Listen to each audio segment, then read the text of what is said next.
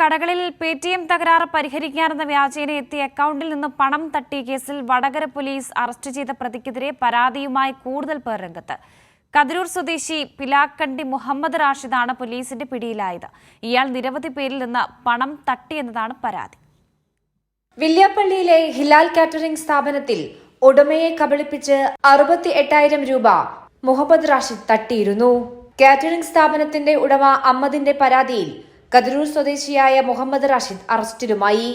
ഇയാൾക്കെതിരെയാണ് 5 പേർ നിലവിൽ പരാതിയുമായി രംഗത്തെത്തിയിരിക്കുന്നത്. 6 ലക്ഷം രൂപയോളം കവർന്നു എന്നതാണ് പരാതി. ചോറോട്, വില്യാപ്പള്ളി ടൗൺ, അമരാവതി എന്നിവിടങ്ങളിലെ കടക്കാരാണ് കബളിപ്പിക്കപ്പെട്ടത്.